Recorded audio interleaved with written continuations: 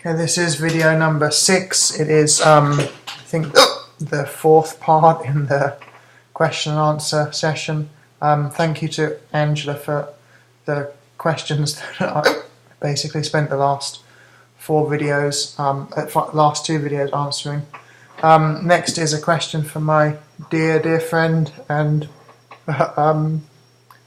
huge supporter, Satika, who is the reason that I know many of you actually, because she helped me. Well, she did a lot of work organising a one-day technology conference.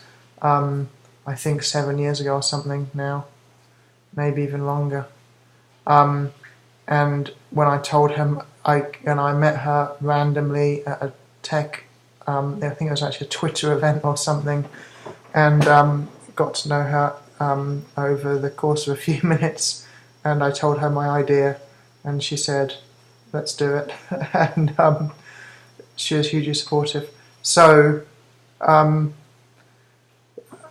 ever since then, she's just been one of the most supportive people in my life. When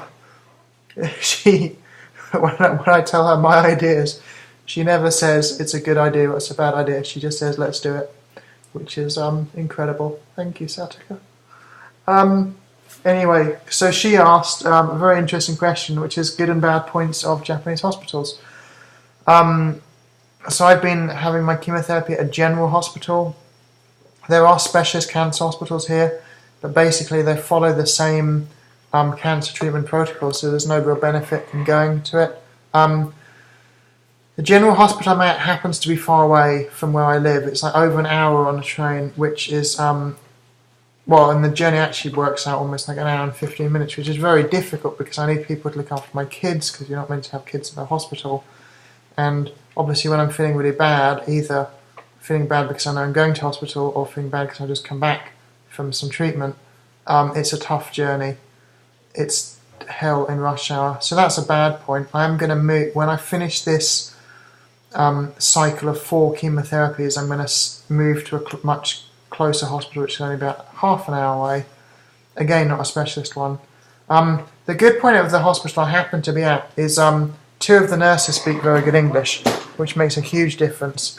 All the doctors basically speak good English, at least all the consultant kind of people I meet, like the oncologist, the cancer doctor, the surgeons speak good English. The staff are lovely. A big difference between English hospitals and Japanese hospitals is the skill level in Japan is it's so far beyond England. I mean, the physical skill of the people, the nurses are incredible here. They do not make mistakes. They're very, very, very good at what they do. Another thing I've noticed is there seems to be more respect between the doctors and nurses here than in England, especially in terms of the doctors letting the nurses get on and do stuff. Yeah, which is kind of different to in England, I think. Hospitals much cleaner and nicer than in England, a much better building. My hospital in England is particularly bad, the Norfolk and Norwich Hospital. It's designed by idiots, basically. They don't do any simple stuff like have good signage and good maps. When I am at my general hospital, when I'm told to go and see someone on another floor of the hospital, I'm given a printed map. Every time. Printed floor plan showing where to go. Every time. When you do self-check-in here at the hospital, printed map every time. The staff seem to have a lot more time for you than in England. They are very, very busy, but they make time for you. So that's a big difference. A really bad point of my hospital is the food is appalling. Even the nurses say they haven't been to a hospital with such bad food. They just say there's no budget for it for some reason. Maybe that's good, money's being spent on other stuff, but the food is basically inedible. So I've been just eating other stuff from the convenience store, which is not good. I'm in, when I go to hospital, I'm in a shared room, like a room divided into 4 areas, 3 beds rather, with curtains and stuff. Obviously being in hospital, it's hard to sleep at night, it's noisy, it's very bright, there are lots of lights on at night time. you often hear other people in pain and coughing, whatever, but that's usual with any hospital. So generally, I mean, the hospitals in Japan are amazing, and again, the numbers don't lie. Japan has basically the #1 medical service on earth, and especially for cancer, the results are amazing. They're considerably better than other countries, which means basically, if someone has a cancer where the average life expectancy would be 12 months in England, it might be 15 months in Japan, and it might be, 5-10 months in other countries. So, the treatment here is first class for a lot of diseases, but particularly cancer. Cancer is kind of common here, especially bowel cancer. Nothing to do with anything, almost certainly nothing to do with anything genetic or anything lifestyle related. It's almost certainly just because people live longer here. So, it's important to remember that lots of people have cancer and die without knowing it.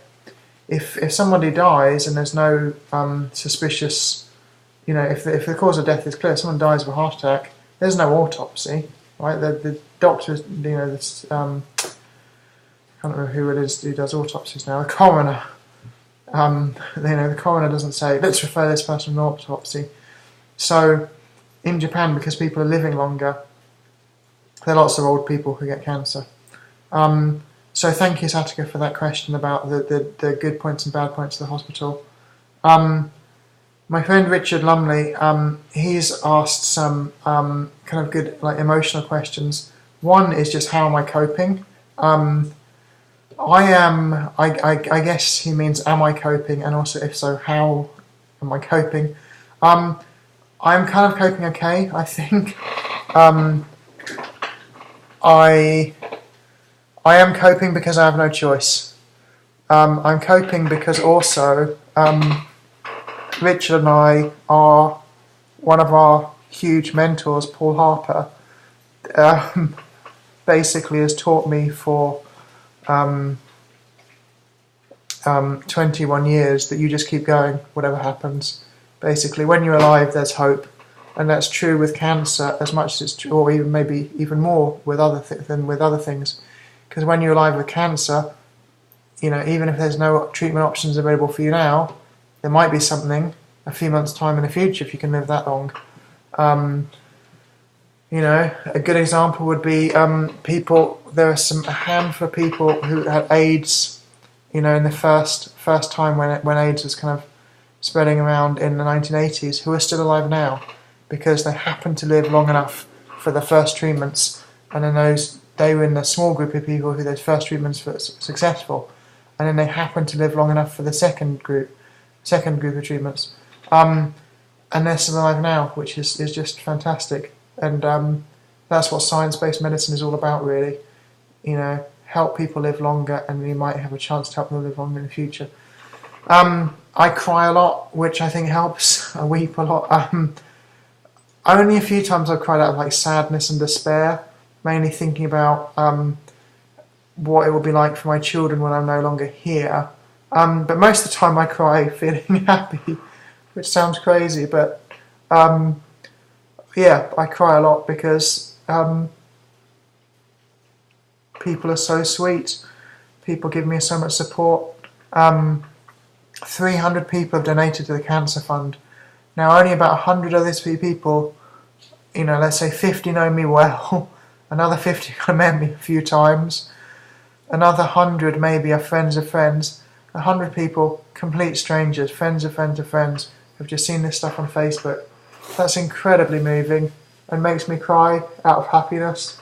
My friend in Cambridge, Liz Upton, and her husband Eben, who Eben is CEO of Raspberry Pi, which is a company that makes little computers to help children get into creative computing instead of just being consumers, but actually making games and software and robots and those kind of things. They've been hugely supportive, and they send me these care packages. I think Liz has had members of family with chemotherapy, so she's sent me all the things that you need when you have chemotherapy. Like, in a couple of months' time, it gets very, very cold in Japan, and the chemotherapy I'm having, Folfox, makes you hypersensitive to cold. Even like a cold drink can really cause you problems. So she's given me this amazing blanket with arms and legs and a hood that's going to keep me warm. And she just, went through all the different things people with chemotherapy need. She sent me books. So again, that was incredibly moving, and I probably cried for about 10 minutes when I got that box. She sent me sweets that I had as a kid. All the sweets and candies that English children love, which I'd even forgotten about. So, that kind of thing. But yeah, the main thing that's helped me get through this is you, basically. It means a lot to me if people are watching these videos. The only way I can tell is if you put a comment on YouTube or on Facebook when I share it. So please, please do. Richard asked me if I'm optimistic, and if so, are there like optimistic things to say to other people? I'm not optimistic, to be very honest. I'm in with a chance. I'm in with a small chance. I am hopeful, and the difference between being optimistic and being hopeful is that optimistic means you think things are going to get better. Well, at every stage of this journey, I've had the worst possible news, basically. I went in for like a semi-routine check and they found a tumour. Well, that was the worst possible news. What I was expecting was that they'd find a couple of tiny little things called polyps, which are like 1 or 2 millimetres across in my intestine. Found a 4-centimetre tumour. The next bit of news was it was cancer. The next bit of news is it's stage 4 terminal cancer, incurable, spread to 4 places in my body. However, I'm hopeful. Hopeful means it's still worth fighting. It's worth fighting until right at the very end.